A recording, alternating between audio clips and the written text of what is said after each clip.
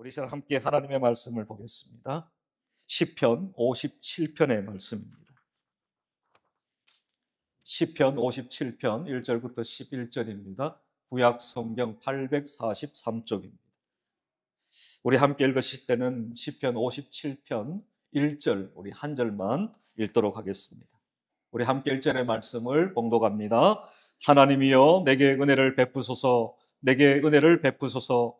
내 영혼이 주께로 피하되 주의 날개 그늘 아래에서 이 재앙들이 지나가기까지 피하리이다. 아멘. 기도합니다. 아버지 하나님 감사합니다. 그 크신 하나님의 은혜를 무엇으로 표현할 수 있겠습니까? 오늘 예배를 통하여 하나님의 은혜에 감사하며 또한 이 시간 우리에게 들려주신 하나님의 말씀에 귀를 열며 그 말씀을 가슴에 새기며 우리의 삶을 살아 하나님께 더욱 영광 올려드리는 우리 모두가 되게 하여 주옵소서. 이 험한 세상을 하나님께 피함을 통하여 하나님의 도움을 통하여 승리하는 우리 모두가 되게 하여 주옵소서. 예수님의 이름으로 기도합니다. 아멘. 저의 어린 시절을 돌아보면 참 제가 개구장이었던 것 같아요. 그래서 어릴 적에 아버지에게 많이 혼났던 기억이 있습니다. 아버지에게 혼날 때마다 제가 할머니 품으로 숨었던 기억이 납니다. 제가 혼이 날 때마다 할머니는 와라 그러고 두 팔을 벌리고 계셨어요. 제가 혼날 때마다 할머니 품에 안기면 저희 아버지가 더 이상 저를 혼내지 않았던 기억이 납니다. 왜? 아버지보다 할머니가 더 높아요. 오늘 말씀을 통해서 우리가 인생의 고난과 역경 가운데 어디로 피해야 할 것인가? 그 답을 우리가 찾아갈 수 있기를 주님의 이름으로 축복합니다. 시편 57편의 표제를 보면 이렇게 되어 있습니다. 다윗이 사울을 피해 아둘람 굴에 숨어 있을 때 지은 시라고 되어 있습니다. 다윗을 죽이려고 사울은 계속해서 추격을 더해 갑니다. 그리고 다윗은 피해 도망다니며 아둘람 굴에 숨어들게 되었습니다. 그런데 사울은 거기까지 추격해 온 것입니다. 다윗은 이처럼 자신의 닥친 죽음이라는 절체절명의 위기 속에서 하나님을 향한 확고한 신뢰와 변함없는 찬양을 쏟아내고 있습니다. 시편 57편은 우리의 인생들을 향하여 이러한 고난 가운데 어디로 피할 것인가에 대한 매우 분명한 답을 우리에게 제시해 주고 있습니다. 먼저 오늘 본문은 우리에게 한번 따라해 볼까요? 하나님께 피하라. 어디로 피해야 될지 알 수 없는 우리들을 향하여 다윗은 시편 57편을 통하여 너희가 피할 곳이 있다라고 가르쳐요. 그 피할 곳은 단 하나, 여호와께 피하라고 말씀하고 있습니다. 시인 다윗은 하나님의 날개 그늘 아래에 피한다라고 말씀합니다. 그러면서 오늘을 살아가는 성도인 우리들에게도 동일하게 하나님의 날개 그늘 아래 피하라고 말씀합니다. 1절을 제가 다시 읽습니다. 하나님이여 내게 은혜를 베푸소서, 내게 은혜를 베푸소서. 내 영혼이 주께로 피하되 주의 날개 그늘 아래에서 이 재앙들이 지나가기까지 피하리이다. 아멘. 여기에 피하되 피하리이다라는 단어를 반복하여 다윗은 사용하고 있습니다. 이는 강조의 의미가 있습니다. 이는 확신의 의미가 있습니다. 다윗은 하나님께만 피하겠다는 자신의 강력한 의지를 밝히고 있습니다. 피하되 피하리이다. 여기에 피하다라는 단어의 의미는 이런 의미가 있습니다. 신뢰하다, 소망을 가지다, 그런 의미가 있습니다. 다윗은 오직 하나님만을 신뢰합니다. 오직 하나님만을 의지합니다. 오직 하나님께만 나의 소망을 둡니다. 그 고백을 지금 다윗은 하고 있는 것입니다. 하나님의 날개 그늘이라는 것은 하나님의 완전한 보호, 돌보심을 상징하는 것입니다. 마치 어미새가 새끼를 날개 안에 품어 숨기듯 하나님께서 하나님의 백성들을 그와 같이 보호하신다. 이것을 우리에게 다윗은 말씀하고 있습니다. 다윗이 기록한 이 시편의 말씀들은 다윗의 여기에서 나온 말씀이 아니에요. 다윗이 실제 자신의 삶을 통하여 경험하고 체험한 하나님을 다윗은 그의 시에 녹여내 보여주고 있는 것입니다. 따라서 다윗은 하나님께서 나의 보호자가 되시고 하나님께서 나의 피난처가 되시고 하나님이 나의 안식처가 된다는 것을 여기가 아닌 여기로 체험하고 경험했던 것입니다. 그러하기에 시편 57편을 읽는 모든 독자들에게 자기 자신이 경험했던 완전한 보호가 되신, 완전한 돌보심이 되시는 그 하나님을 소개하고 있는 것입니다. 내가 그 하나님의 날개 그늘 아래 피했을 때 완전한 보호, 완전한 돌보심을 나는 경험했다라는 거예요. 그러므로 위험 가운데, 고난 가운데 있는 자들이 어디로 피할 것인가를 주저하고 망설이고 있을 때 여호와께로 피하십시오. 여호와의 날개 그늘 아래로 피하십시오. 거기에 완전한 보호가 있습니다. 거기에 안전이 있습니다. 거기에 생명이 있습니다. 라고 지금 우리에게 말씀해 주고 있는 것입니다. 시편 91편 4절입니다. 우리 말씀을 자막을 보며 같이 읽읍시다. 그가 시작. 그가 너를 그의 깃으로 덮으시리니 내가 그의 날개 아래에 피하리로다. 그의 진실함은 방패와 손방패가 되시나니. 시편 37편 7절입니다. 같이 읽습니다. 하나님이여 주의 인자하심이 어찌 그리 보배로우신지요. 사람들이 주의 날개 그늘 아래에 피하나이다. 아멘. 우리가 어디에 피하여야 할까요? 주의 날개 그늘 아래 피하는 것입니다. 다윗은 자신의 영혼이 하나님의 날개 그늘 아래에서 계속해서 안전함을 찾을 것을 선포하고 있습니다.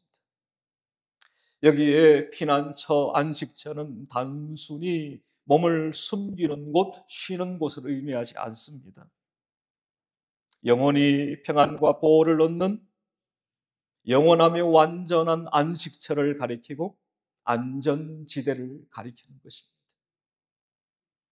다윗은 지금 자신의 생명을 보존하기 위해 아둘람 굴에 숨어 있습니다. 그러나 다윗에게 이 아둘람 굴은 영원한 피난처가 아닙니다. 일시적인 순간적인 피난처일 뿐입니다. 하나님만이 나의 생명과 안전을 보장해주는 완전한 피난처, 안식처라는 사실을 다윗은 지금 고백하고 있습니다. 오늘을 살아가는 인생들은 이러한 피난처를 찾고 이러한 안식처를 찾아 헤매입니다. 그리고 돈과 건강과 명예와 권력이라는 굴에 꼭꼭 숨어 있습니다. 여기에 숨어 있으면 나는 안전할 거야. 여기에 숨어 있으면 누구도 나를 해치지 못할 거야. 그리고는 그 굴 속에 들어가 있습니다. 돈이라는 굴 속에, 건강이라는 굴 속에, 명예라는 굴 속에, 권력이라는 굴 속에 숨어 있습니다. 그러나 그 모든 것을 잃고 나면 그곳이 안식처요 피난처가 아니었다라는 사실을 이내 깨닫게 됩니다. 그러면서 고백하게 됩니다. 하나님만이 우리의 영원한 완전한 안식처요 피난처이십니다. 여러분, 우리가 살고 있는 이 세상에는 그 어디에도 안전지대가 없습니다. 우리 생각에 여기는 안전할 거야 라고 생각하는 곳이 있습니까? 그렇게 생각하는 순간 그곳은 더 이상 안전지대가 아닌 것입니다. 다윗이 고백하는 것처럼 오직 하나님의 날개 그늘 아래에만 안전합니다. 그것만이 우리의 유일한 안전지대가 될 수 있습니다. 시편 46편 1절 우리 자막을 보면서 같이 읽습니다. 하나님은 시작. 하나님은 우리의 피난처시요 힘이시니 환난 중에 만날 큰 도움이시라. 누가요? 하나님은 우리의 피난처가 되시고 또한 하나님은 우리의 힘이 되십니다. 시편 4편 7절과 8절입니다. 우리 자막을 보면서 같이 읽습니다. 시작. 주께서 내 마음에 두신 기쁨은 그들의 곡식과 새 포도주가 풍성할 때보다 더하니이다. 내가 평안히 눕고 자기도 하리니 나를 안전히 살게 하시는 이는 오직 여호와 신이다. 아멘. 나를 안전히 살게 하시는 분이 누구라고요? 오직 여호와이십니다. 오직 우리의 완전한 피난처 되신 하나님의 날개 그늘 아래 피할 수 있는 우리 모두가 되기를 주님의 이름으로 축복합니다. 또한 오늘 성경은 한번 따라할까요? 마음을 확정하고 찬양하라. 우리의 마음을 확정하고 찬양하라고 말씀을 줍니다. 다윗은 자신이 처한 위기 상황을 이렇게 시적으로 묘사합니다. 4절을 보세요. 제가 읽습니다. 내 영혼이 사자들 가운데 살며 내가 불사르는 자들 중에 누웠으니 곧 사람의 아들들 중에라. 그들의 이는 창과 화살이요 그들의 혀는 날카로운 칼 같도다. 그렇게 묘사하고 있습니다. 지금 다윗이 처한 상황이 얼마나 급박한 상황인가를 잘 묘사해 주는 표현입니다. 다윗을 죽이려는 대적들이 다윗 주위에 함께 있습니다. 다윗은 그것을 함께 살며 누워있다라고 표현을 합니다. 멀리 있지 않습니다. 매우 가까이에 함께하고 있습니다.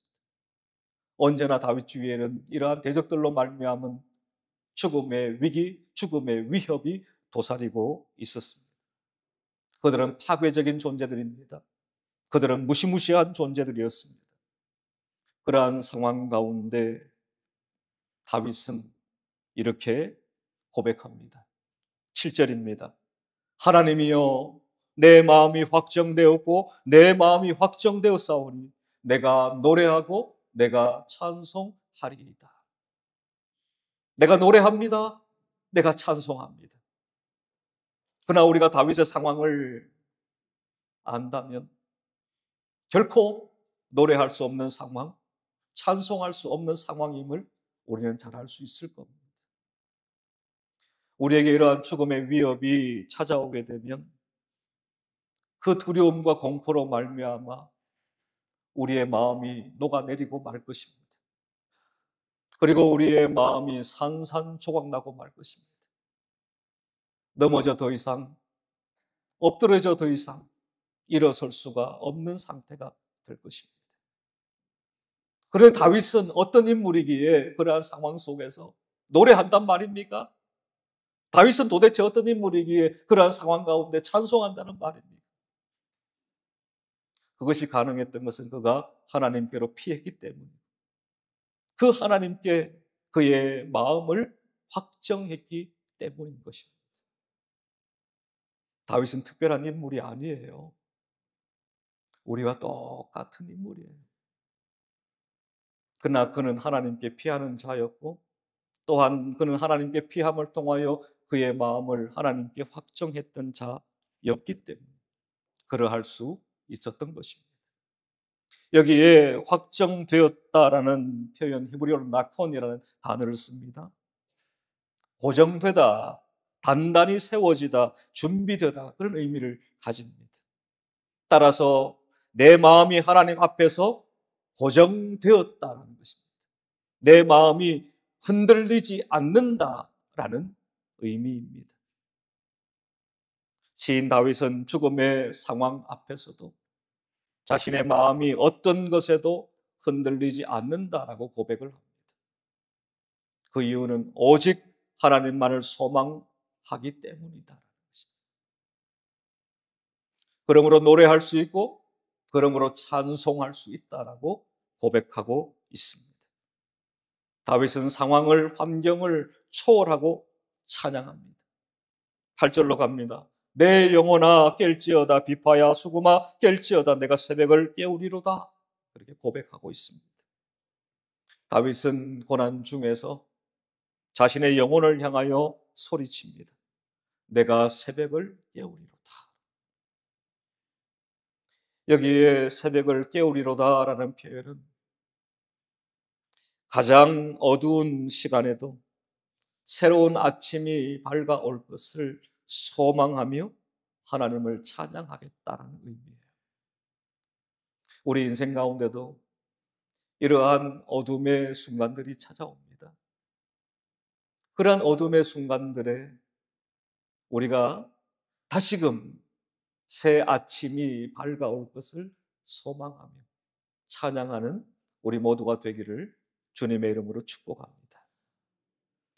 어떤 고난 속에서도 다윗은 자신의 내면의 믿음을 굳건히 하고 적극적으로 하나님만을 신뢰함으로 예배하겠다고 다짐하며 결심하고 있습니다.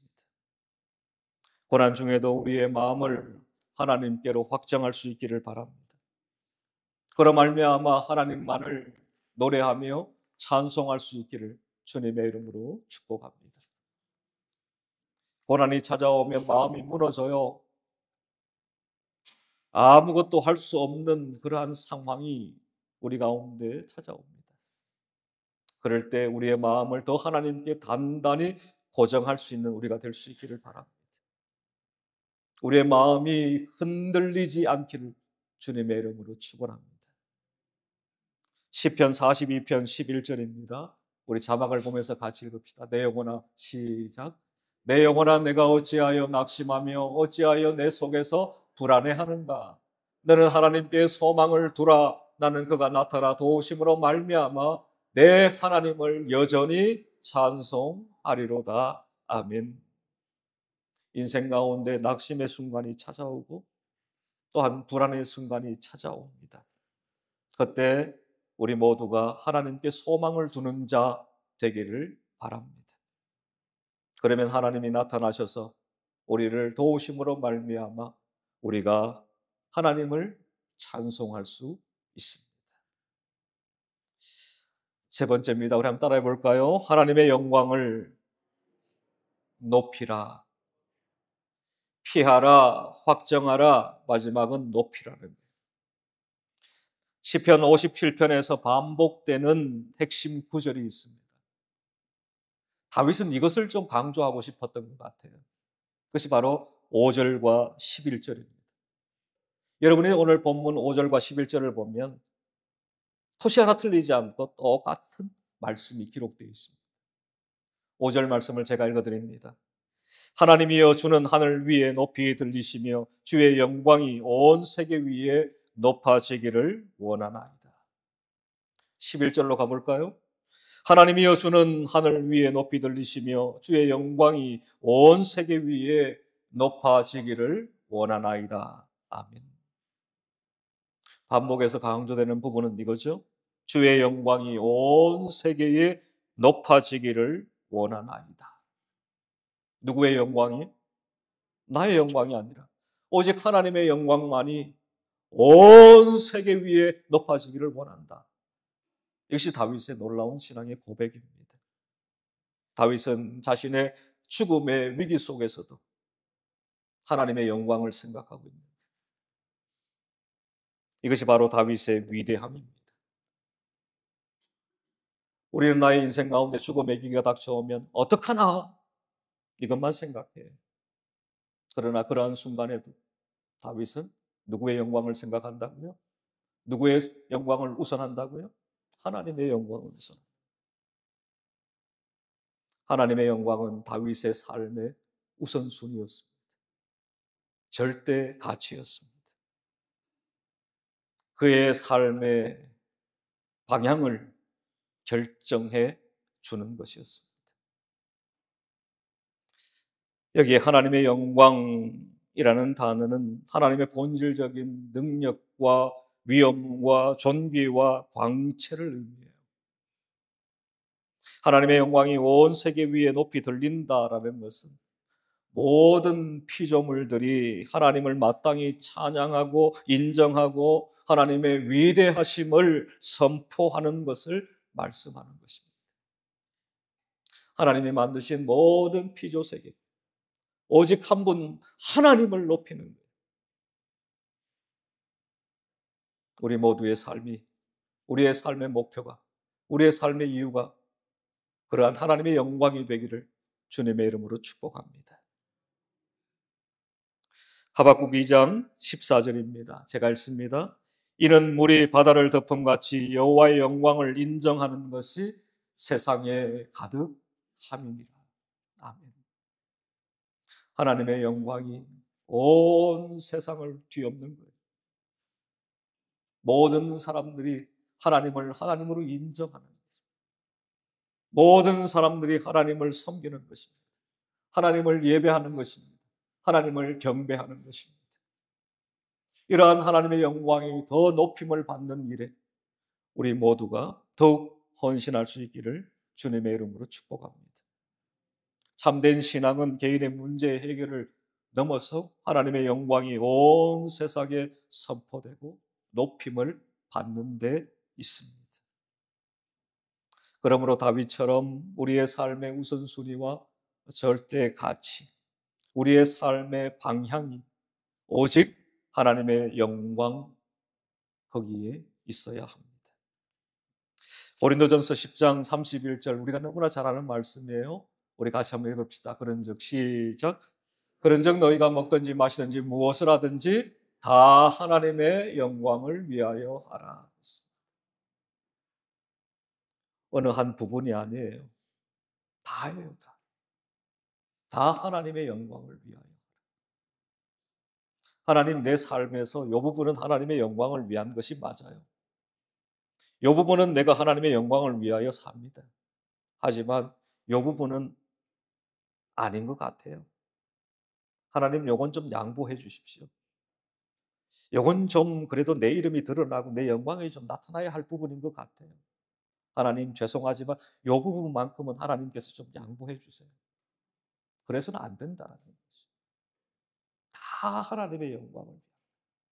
다 하나님의 영광. 내 생각, 내 말, 내 행동이 하나님의 영광이 되느냐? 지금의 내 생각이 하나님의 영광인가? 지금의 내 말이 하나님의 영광인가? 지금의 내 행동이 하나님의 영광인가를 우리는 물으며 살아야 하는 것입니다. 그럴 때 우리의 삶이 하나님의 영광을 위한 삶으로 나아가게 될 줄 믿습니다. 음악의 아버지로 불리는 요한 세바스티안 바흐가 있습니다. 베토벤이 바흐를 이렇게 극찬했습니다. 작은 개울이 아니라 더 넓은 바다이다. 베토벤은 바흐를 그렇게 극찬했어요. 베토벤도 대단한 사람 아닙니까? 그런 그가 바흐를 평가하기를 그는 작은 개울이 아니라 더 넓은 바다라고 표현했습니다. 따라서 바흐는 위대한 음악가였습니다. 그는 그의 악보 서두에 늘 라틴어로 JJ 두 글자를 썼습니다. 그리고 악보를 끝마치는 제일 마지막에는 라틴어로 SDG라고 썼습니다. 서두에 기록한 JJ라는 라틴어는 이것의 약자입니다. 예수 유바. 라틴어로 예수 유바. 이 의미가 이런 의미입니다. 예수여 도우소서. 그리고 마지막 SDG는 바로 Soli Deo Glory. 오직 하나님께만 영광. 하나님의 도움을 구하며 하나님의 영광을 위하여 살았던 인물이 바로 바흐였습니다. 우리에게 들려주는 교훈은 매우 분명합니다. 우리는 이 땅을 하나님의 도움 가운데 살아갑니다. 매 순간순간마다 우리는 하나님의 도움을 간구합니다. 그리고 우리는 매 순간마다 또한 하나님의 영광을 위하여 살아갑니다. 누군가 여러분에게 당신의 삶의 이유가 뭡니까? 당신의 삶의 목적이 뭡니까? 라고 묻는다면 우리는 조금의 주저함도 망설임도 없이 대답할 수 있어야 합니다. 나는 하나님의 영광을 위하여 삽니다. 나는 오직 하나님의 영광만을 위하여 삽니다. 그것이 내 삶의 이유입니다. 그것이 내 삶의 목적입니다. 다른 것은 없습니다. 오직 그것뿐입니다. 라고 우리가 답할 수 있어야 합니다. 인생을 살아가면서 고난이라는 폭풍우를 만나게 돼요. 그 폭풍우 속에서 우리가 피할 곳이 있다면 그것은 바로 하나님의 날개 그늘 아래입니다. 그것만이 우리에게 완전한 안식처가 되고 피난처가 되기 때문입니다. 하나님께로 피하는 우리 모두가 될 수 있기를 바랍니다. 또 하나 우리의 마음이 하나님을 향하여 확정될 수 있기를 바랍니다. 마음이 확정되었다라는 것은 무엇으로 표현되느냐? 그것은 하나님을 향한 노래와 찬송으로 표현되어집니다. 두려움과 떨림 속에서도 하나님을 노래할 수 있고 하나님을 찬송하는 삶으로 나타나고 드러나게 됩니다. 그리고 마지막으로 하나님을 높이는 삶을 살게 됩니다. 우리 사랑하는 원일의 성도님들, 오늘 이 시대가 참으로 힘겨운 시대입니다. 여러분이 TV를 틀어서 뉴스를 보고 신문을 펼쳐서 읽어보아도, 아니 스마트폰으로 인터넷에 들어가서 여러분들이 검색을 해봐도 삶이 왜 그렇게 힘겹고 어려운지 모릅니다. 그러한 인생 가운데 다윗이 경험했던 그 하나님을 우리 모두가 경험하고 체험하며 노래하고 찬송할 수 있기를 주님의 이름으로 축복합니다. 기도하겠습니다.